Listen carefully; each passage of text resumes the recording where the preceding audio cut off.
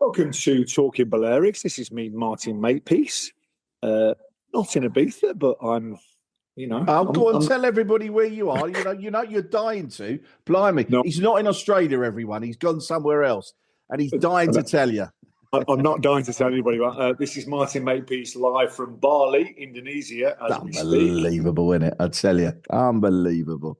Well, after 3 weeks in Australia, Rich, I thought I'd have a little change of scenery. Got invited to a beautiful house in the hills, so here I am. So and Rich, I've just bought some sushi. Right, sushi for two. Over ordered. I was panicking because I over ordered it. Didn't have much to drink with it. The bill came and it was 238,000 Indonesian rupiah. Yeah. And I was like thinking how much that is. And how much, do you know how much that is, Rich? 238,000? I have no clue. It's probably very, very cheap, I should imagine. 18 euros, mate. And it was superb, I've got to tell you. So I do get it. And I've got to say, Bali's got an Ibiza vibe about it, rightly or wrongly. It's got a very big Ibiza vibe. I see now why so many people from Ibiza come to Bali in the winter. So, yeah, so far so good. Just arrived here today.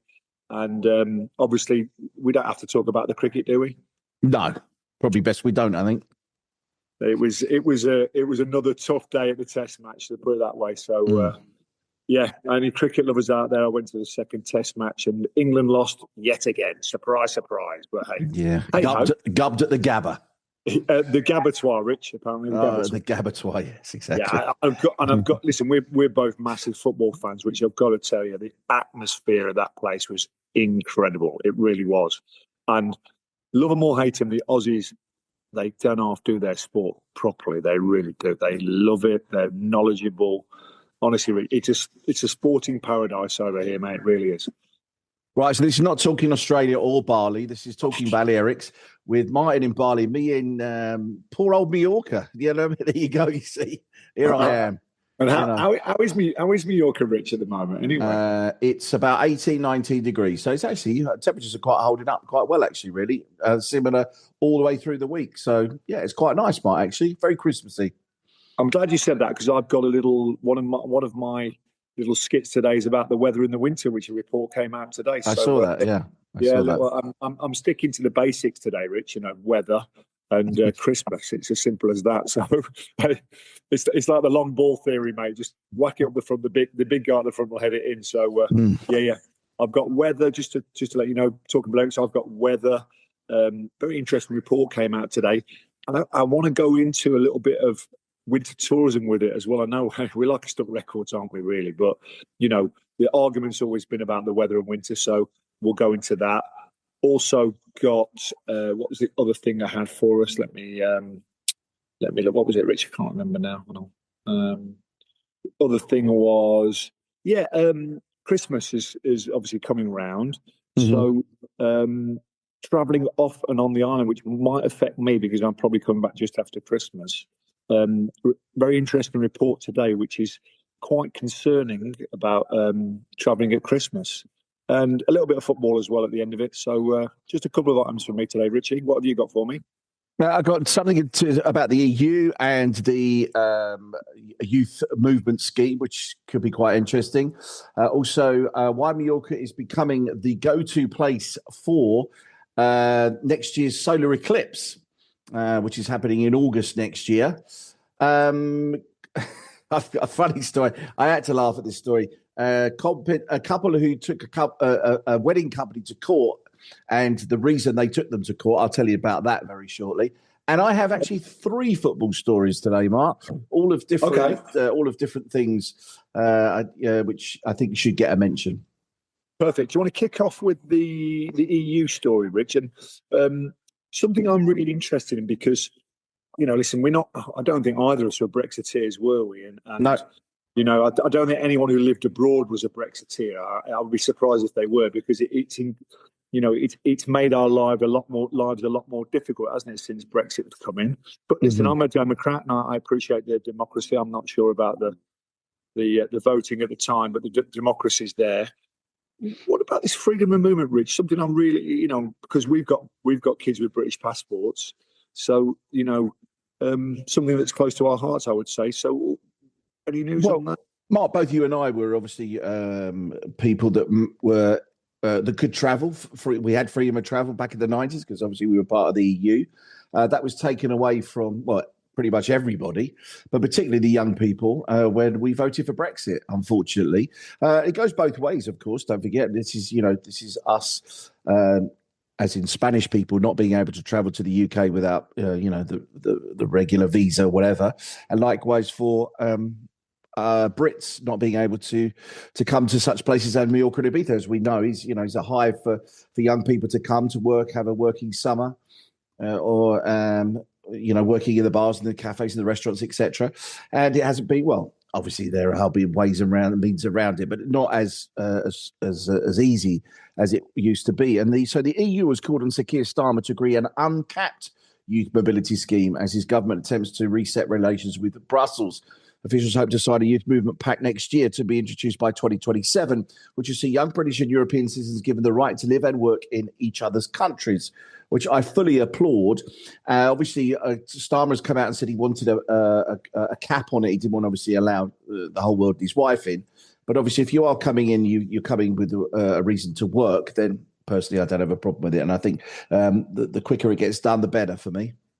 Yeah, but he's been resisting it, Rich, which is really...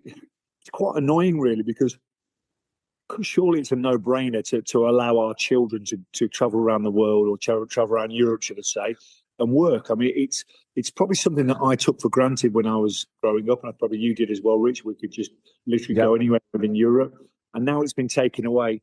We're missing it. So I'd like to think that the government will do it. I'm just concerned they won't, because the last time they tried to negotiate, Starmer said it was a flat no, and they wouldn't even go to the table. So I think the EU's got to put pressure on the British government, because I think it's a fundamental right of the kids to go travelling, and it's the best education there is out there, Rich, to go travelling and to stay in other countries and to learn the language and to learn the customs. I think it's the best education out there. Not everybody's a scholar. Like one of my kids isn't a scholar. He gets his education by travelling the world, and it's probably the best education, to be honest. So I really hope they bring it in, Rich. Me too, and I just like lie this to that not being able to take kids out of school apart from school holidays. I think it's a dreadful policy.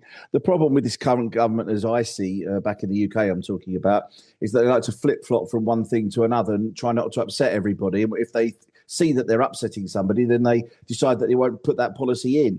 And so, there's been a lot. Obviously, we learned from the budget. There's been a lot of budget leaks, and the leaks were there to sort of detect public opinion. And if the public opinion was sort of bad, then you sort of, particularly obviously the income tax rise, that was definitely happening until they put it out that it could be happening. And then obviously they saw the feedback and everything else, and they decided against it because obviously that wasn't in their manifesto. So I find this government to be too flippy floppy, if that's the right word, to be honest with you, Mark. And I'm worried that, as you just said, whether or not he's actually going to bring it in, because I'm not quite sure whether, because it goes back to immigration, doesn't it? And immigration is the biggest problem. And that's what people think, you're bringing too many immigrants in. Listen, I think if they've got a reason to work, and they are going to work, I have no problem with it whatsoever.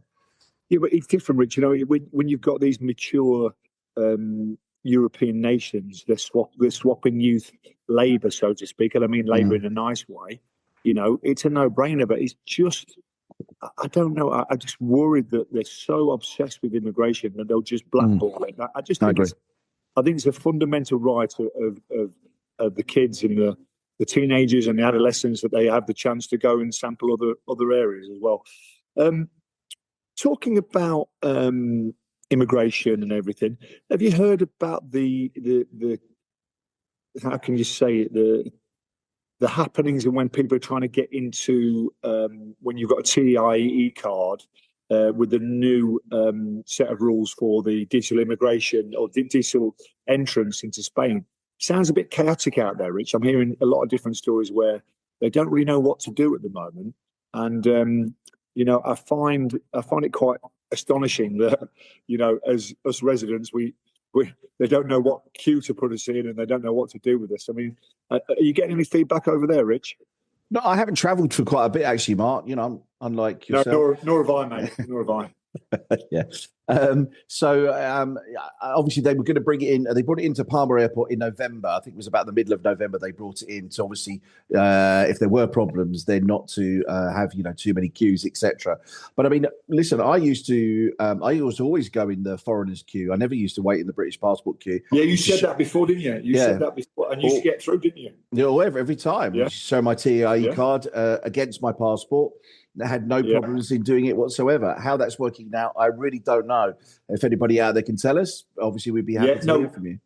It's funny you say that, Rich, because the latest feedback brings on to my point. The latest feedback I've got is exactly that: is that you join the foreigners queue, you put your passport and your TIE, they wave you through. It's as simple as that. So probably a little bit of a hack out there.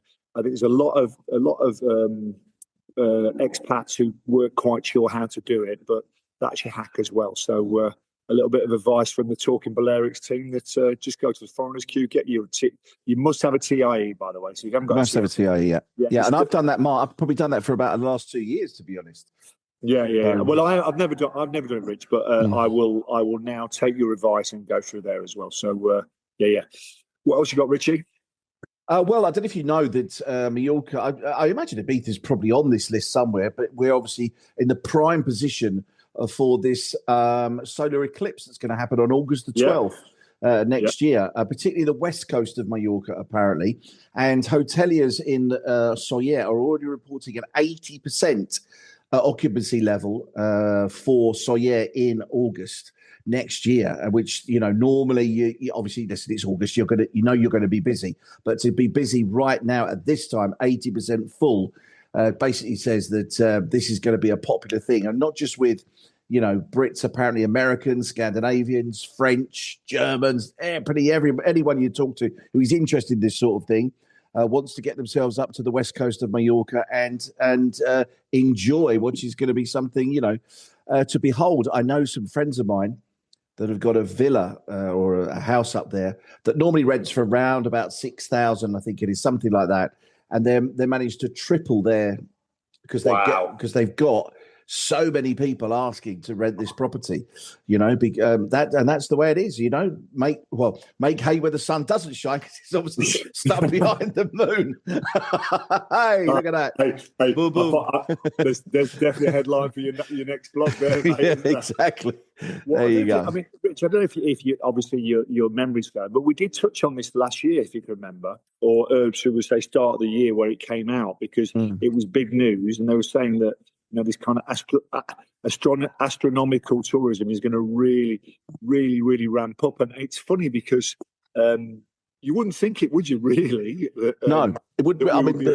It wouldn't be my sort of thing, to be honest with you. No, not at all. And it's only going to be 2 minutes long, Mark. I mean, you can get through a lot of things in 2 minutes, particularly at our age. Listen, enough about your nights in with the missus. Well, talking about tourism, Rich, it's a good segue, because there's a report out today in the press saying that this winter's weather in the Balearics is going to be very mild. It's going to be higher than normal. Yeah, I'd heard that. Did you see that as well? Yeah. Now, we can tie that in with winter tourism, can't we? Because the argument's always been that the climate isn't quite there, that it's a bit too cold for winter tourism. And I've got to tell you, Rich, this kind of blows it out of the water, because I think we're just about to have the mildest winter we've ever had in the Balearics. And it just puts fuel on the fire to say, come on, guys, let's extend the season. I think the weather is probably the most important thing, isn't it? The Brits, we're obsessed with the weather, aren't we? So the weather is the most important thing.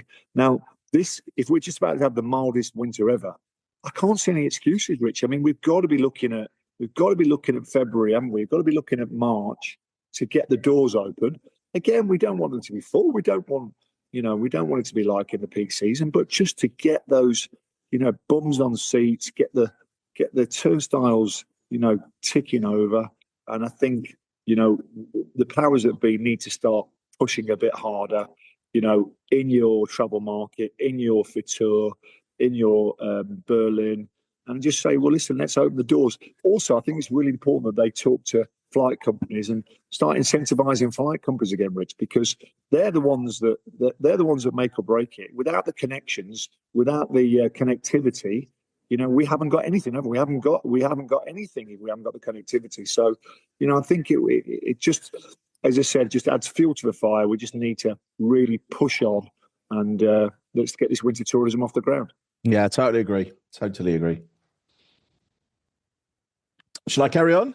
Yes, mate. Yeah, that was me. That was me with a pregnant pause, waiting for you to jump in. Okay. And by the way, I'm just looking at your sparkly little Christmas tree behind you as well. So I could see that behind you there. So anytime you want to jump in, Rich, you're more than welcome. Well, I love this story, and I thought I have to put this story in because this is about a couple who sued a catering and events company here in Mallorca for breach of contract and demanded a full refund plus 1,500 euros in damages for emotional distress. Right? There was a few complaints, but one of the major complaints, which I couldn't believe, was that the DJ hadn't played Frank Sinatra's "My Way" when opening the dance floor. That's just bizarre.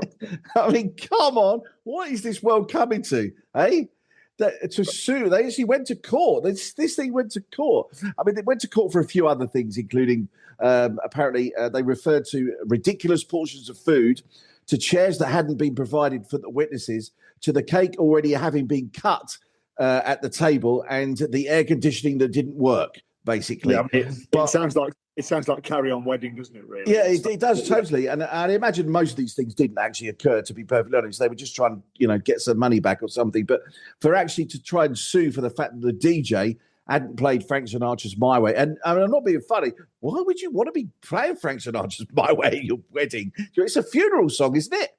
I don't know, mate. I mean, listen, I've never. Well, I think it is. I think if you look it up, you'll find that "My Way" comes quite high up in people's expectations of a song that you're going to hear at a funeral, not a wedding.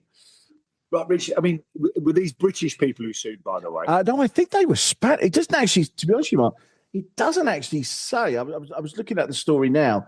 It doesn't say.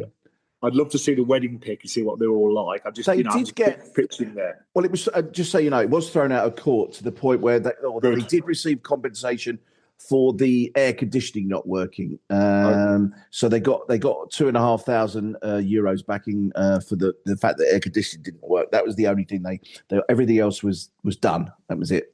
Thrown out of court.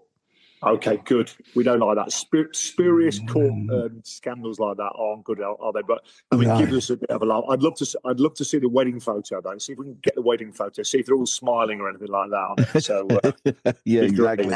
Exactly.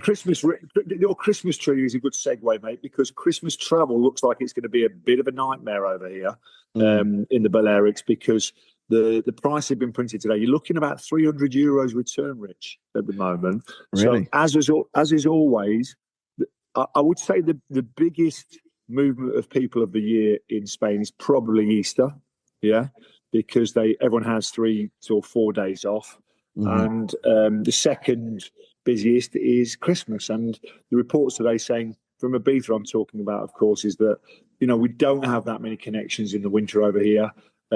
There's an annoying little.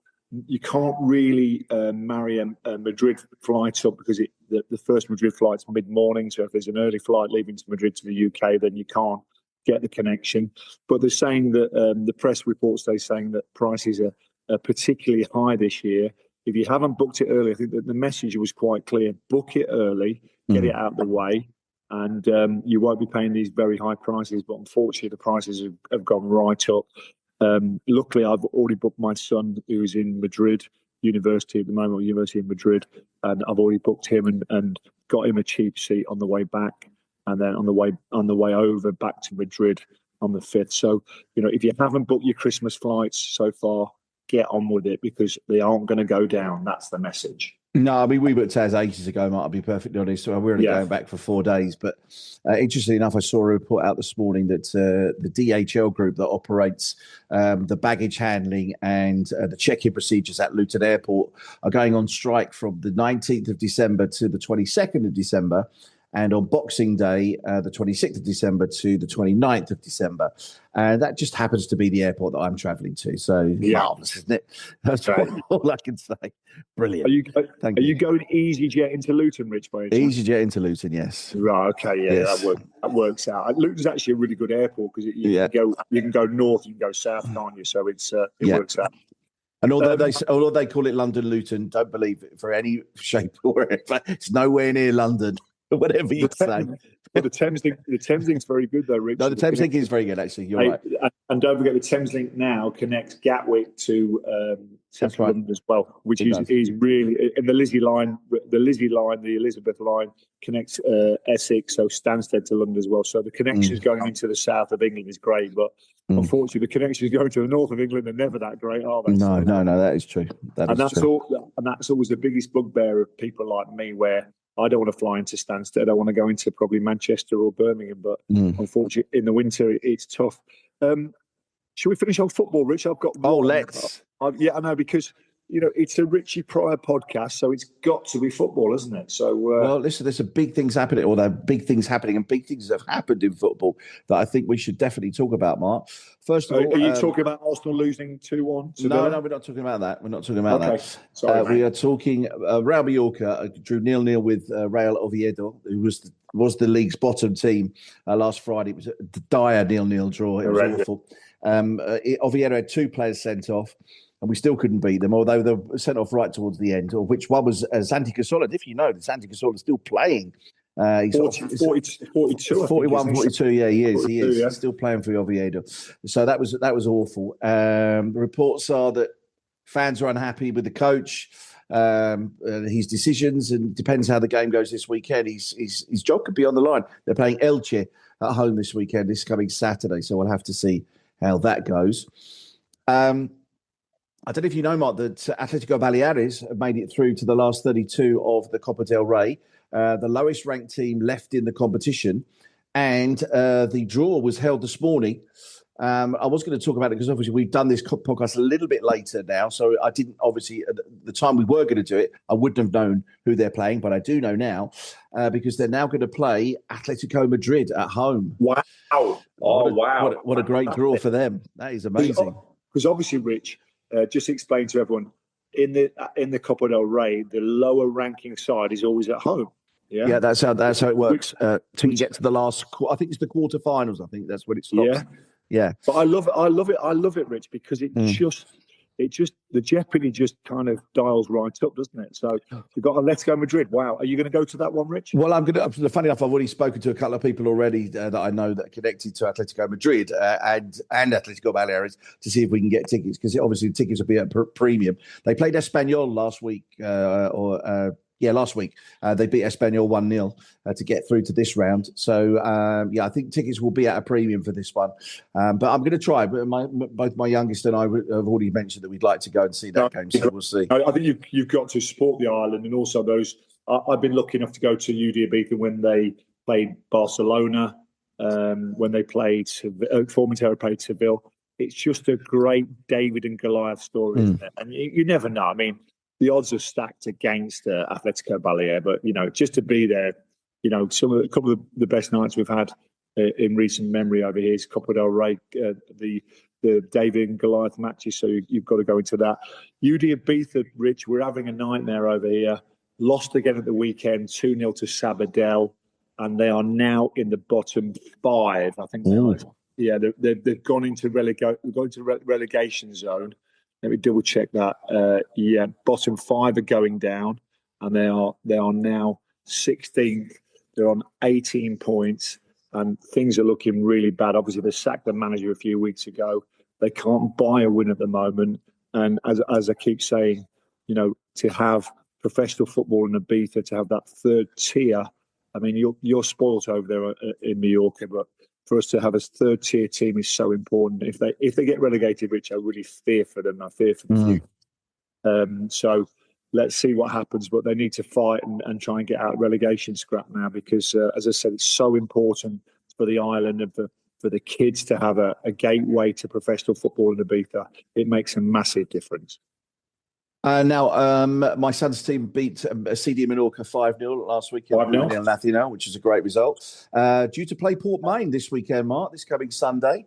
Now, unfortunately, at the moment, it's not Jude's week to play because what happens is he plays 1 week on, 1 week off, and it's his week off. So we'll wait till Friday to decide whether I'm going to fly over or not. I obviously decided not to fly over to Minorca last time he played in Minorca. And then the goalkeeper got sent off, and he came on. So it's it's one of those you just never know. You never know. You're damned if you do, damned if you don't. So so the plan right now is not to go. Yeah. But if he gets chosen on Friday, because that's when the coach normally names the team, then obviously if he goes, if he's playing, I'm going. If he's not, my other son's got a game on Sunday afternoon as well. And before we go, I got asked to mention something particularly to you today from our good friend Mr. Jeff Peters. Who's also known as Phil but the Fox, works for Talk Sport, of course. Hey to Jeff. Could you please mention to Martin that the Foxes beat the Rams by 3-1 last week? And he hasn't heard from you. He says he's not. No, it's funny that, isn't it? Because I didn't even leave him a smiley emoji. Because imagine it, Rich. Was it Sunday? I can't remember because we're Saturday. Saturday. Was it Saturday? I mean, maybe early Sunday morning for me over here. Got back from the Test match, absolutely distraught. England were rubbish, and then I saw Derby lose to Leicester, one of our massive rivals, at home 3-1. I'd had better weekends, Rich. So Jeff Peters, small wins, but it's a marathon, not a sprint, Jeffrey. That's all I'll say. Brilliant. That's all I got for you, Mark. And me too, mate. Great to see you, buddy. And you take care. Speak to you next week. And, where are you going to be next week? I mean, what part of the world are you going to be in next week? We don't know, do we? It's called living life, Rich. You want to do it sometime, mate? Well, someone's got to work for a living, Mark. You know what I mean?